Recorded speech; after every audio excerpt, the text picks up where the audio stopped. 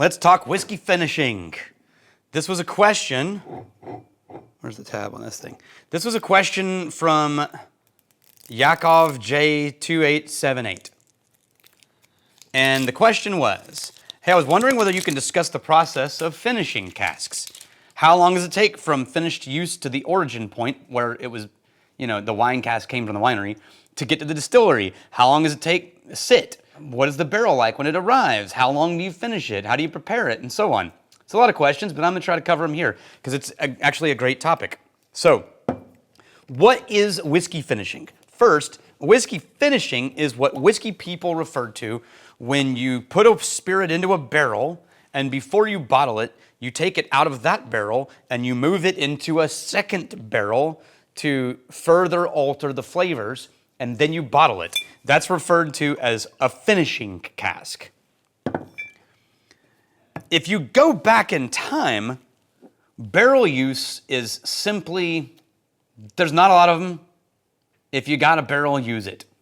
And in the early days of barrel use, I'm going to put a little more whiskey in here. In the early days of barrel use, it had way more to do with, we just need to transport things. We're not trying to, refine the aging. We're just transporting things. And there were whiskeys that were put, barrels that used to hold fish or used to hold any number of other things. And then they would try to clean it out as best they could, and then they'd put whiskey into it and transport it, and then ooh, the fish barrel whiskey wasn't great. But as it becomes more intentional, late 1700s, early 1800s, into the 1800s, whiskey aging gets to be more intentional, planned, real thing, the type of barrels you choose, but you still don't have easy access to all barrels. I mean, there aren't that many cooperages.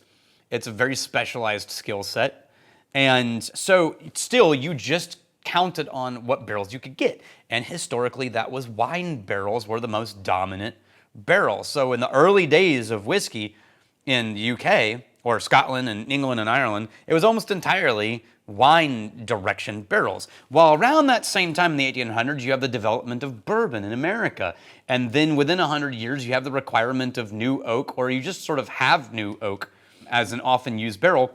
And then as shipping becomes easier, you all of a sudden get the fact that Ireland and Scotland have way more easy access to bourbon barrels. And there's a lot of them. And because bourbon uses new oak, once it's been used and emptied, hey, we got to hand this stuff off. And so that transitioned in the 20th century into bourbon barrels being 80% of the aging of whiskey in the whole world, including Scotland and Ireland. Bourbon barrels are dominated. And then you combine with the fact that sherry as a spirit or as a beverage, the drinking of sherry went down so low, so fast, so unpopular, that the sherry industry probably would have collapsed and died almost completely if it weren't for the fact that whiskey makers wanted those barrels. So whiskey makers almost single-handedly kept the sherry industry in business because they needed the barrels. And still to this day, sherry is the second most common, some type of sherry is the second most common barrel. Now, we're in a wild west of a whole new world of Ireland it just says oak, it doesn't say what else. And so you're getting barrels that have held everything from beer to mezcal to the Brazilian Amburana barrels to, just everything you can imagine is being used in finishing these days. And in Scotland, they loosened the rules that sort of opened up that for Scotland too, and that's why you're getting mezcal finished barrels and things like that from Dewar's. It was Balvenie that was, as far as we know, the first person to introduce what we would consider in modern era finishing whiskey. I got a throat tickle, hang on a second. They were called it the classic, Balvenie the classic, but it was bourbon barrel whiskey moved into sherry barrel. Before that, people were using both and blending them, but the idea of moving it from one into another barrel, that was started at Balvenie, and then Bill Lumsden started doing a lot of it, and then it just sort of exploded, and now it's everywhere. Now, there's not a lot of rules around finishing barrels as far as how long, how old does the barrel have to be, how long did it have to hold the previous product, how long can it be finished for. But we're going to talk about some of those things that are more technical here in a second. First, we're going to talk about Ryan Bingham's bourbon. I'm such a dork. There's a phonetic to the sentence Ryan Bingham's bourbon. that I really like all the plosives. And like the plosive is a phonetic. I really love the plosive count in Ryan Bingham's bourbon. And now, anytime I see this bottle, that's what pops in my head. You want some whiskey? Sure. Pass me Ryan Bingham's bourbon. And I'm such an idiot, but that's what makes me laugh. Ryan Bingham is a famous musician. I heard him for the first time when I was handed his Mescalito album, when he got signed to Lost Highway Records, which was a great record label. And then I was like, oh, this is cool. It's vibey. He's got a great voice, good guitar player. And then the movie Crazy Horse came out, and there was a song on there written by T-Bone Burnett and sung and performed by Ryan Bingham called Weary Kind. And it was a showstopper. It just, the first time I heard that song, stopped me in my tracks cold. I probably played that on a loop for 3 months. And it's an astounding song. And the production is amazing because it's T-Bone Burnett. And Ryan's voice was perfect for that song. So I didn't quite keep up with him, I'm ashamed to say, because I've loved everything he's done. But he's produced several more albums and recorded several more albums. He's acting on Yellowstone, the TV show, evidently. And in the midst of all of that touring and music and everything, he decided he wanted to make his own whiskey. And after researching all of the different, celebrity options, he decided he wanted to do a Texas whiskey. So he came back to Texas, and he did source a whiskey from what's Giant Texas Distillery. It used to be called Gulf Coast down in Houston, who are friends of mine. And then it's taken from Gulf Coast, or Giant Texas Distillery, and handed over to this company called Percedo Spirits. And they do this thing called Percedo Craft, and it's like initials. And they insist that it's not rapid aging, but that it's some sort of finishing process, which is why I put it in this. I don't know what it is. I've never been able to find anybody who can tell me what it is. They probably have some sort of like non-disclosure agreements they make people sign, which I always think is stupid, but whatever. But they're taking 2-year-old actual Texas whiskey from Giant Texas, handing it over to Percedo, having Percedo do something to it, and then that results in the Ryan Bingham bourbon. He's got the original and this one, the black, which is a higher proof 94 instead of the 80 that the original is at. And that's the one that I wanted to try. So here we go. Hey, it smells like Giant Texas whiskey. That is really grain forward. You can, it's really vegetal grain forward. I would pick this up and immediately go, craft, this is craft, this is craft. And it's that combination of wide cut, young spirit. So there's a wider cut to this, but it's young, and so you haven't had a chance to truly oxidize and alter. But there is a softness to it, and the oak does present as not too dry and too tannic. But it's still very sort of sweet and granola forward.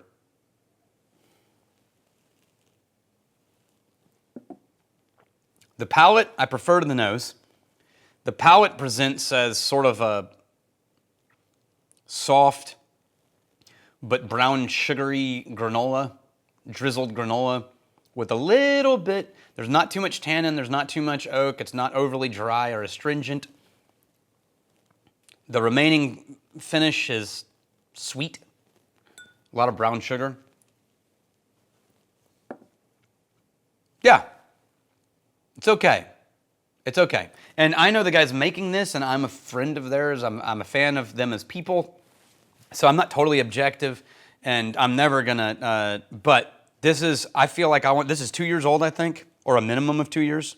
Yeah, at least 2 years old. I love that it's actually Texas whiskey. I love that. And I love that he's working with Giant. I love that that's where they chose to go. I would love to see this a little older as all of those flavors sort of settle and develop and those long oxidation impact chemical strains start to show up. It stays a little musty in the nose. Right now, it's got a strange combination of youth and a dark tint to it. Like the mid-range frequencies are all cranked through the roof.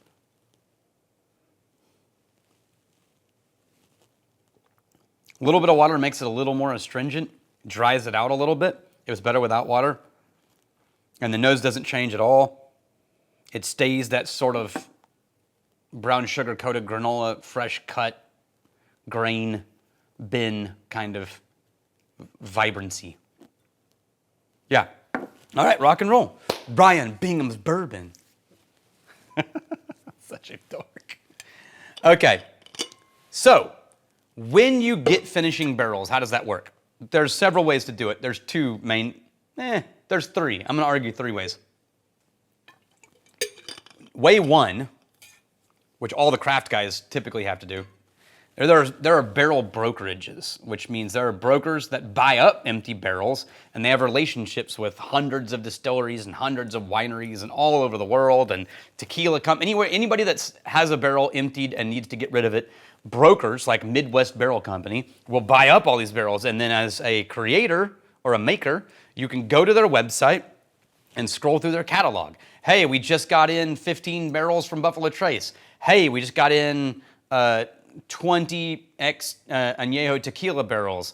We got in, you see what I mean? And you just sort of cherry pick and order some barrels. Now, when you buy from a broker, the good ones will tell you how long they've had it, when the spirit that was in it was dumped, and what condition that it's in. The good ones. Stick with the good ones.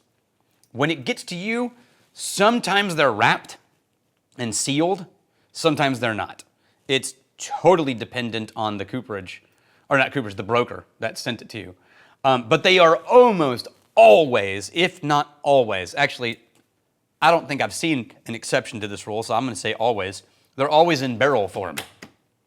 So you receive an empty barrel. You don't have to cooper it. Way two, you go, like Balcones did, you go to Spain. You visit sherry bodegas. You visit tequila shops and mezcalerias. You visit rum places, and you develop a relationship with the original maker, and you buy some of their empty barrels and bring them back. That's how Balcones got 100-year-old sherry barrels, because Gabe went to Spain and bought some sherry barrels and had them shipped back to Texas. That's sort of a middle grade, like the craft guys can't typically afford those relationships. The growing up guys, getting a little bit bigger, a little more head count, a little more money, a little more volume, they can afford to go straight to producers and have a relationship and source things. When you get really big, like Macallan, Glenmorangie, Glenfiddich big, you need to guarantee that you have access to the kinds of barrels that makes your profile. And what will often happen with those guys is they will buy sherry houses, or they will buy the place that has the barrels they need. And those are their barrels. And they'll fill them with sherry, and they'll use it whatever they need sherry. And then when they get dumped, they will take those barrels to Scotland. And they're theirs now. One of the distilleries, I can't remember which one it is off the top of my head right now, owns forests in Missouri, cuts down, coopers the barrels, leases them to bourbon distilleries for 6 to 8 years, gets dumped, and then they take their barrels back to Scotland. That was just to guarantee that they had access to good bourbon barrels. That's a whole other level, and that's hardcore. If you were a small creator, like when we were at Crowded Barrel, if I ordered a sherry barrel from a broker, if it was recently dumped, when it arrived, you could get anywhere from a liter to a gallon of product out of that barrel by just turning it upside down and dumping it again. Stuff that had seeped into the wood, and as it traveled and the wood dried a little bit, it squeezed and pressed it back into the wood. And so by the time a barrel shows up to you from a sherry barrel shows up to you, you can, an empty barrel, you'll roll it off the truck and it'll go slosh, slosh. And you're like, oh, there's a little bit of liquid in there. There's no one watching and no one checking. And there's no real way without chemical spectrograph type things to determine whether or not you dump all that sherry out before you fill it with your new make. It's the honor system. So some producers will empty those and they'll clean them and steam clean them and treat them to make sure that they're ready, and then they'll fill it with their own spirit because they just want the sherry seasoned wood impact. Some young craft guys I've personally watched as there was like a slosh, ooh, there's still a lot of sherry in there. Hey, and they just dump a whole barrel of bourbon into it. And then it's like super sherry finished bourbon all of a sudden. I'm not naming any names, but there's no rules around that. The good ones will tend to sort of play fair for the consumer and just be like, we're going to dump this out, and then we're going to fill it with our product. There's also no rules over how long you have to age it in a finishing barrel. It really just comes down to flavor profile. If you could put it in there for a week, or if it's an Amburana barrel, 2 days, and you're going to want to get that thing out of there in the first fill. Or you could put it in there for 2 years if you're trying to achieve a very specific flavor profile. But that is barrel finishing, and I hope that clarifies everything. Cheers to you all, and I'm really glad you're here.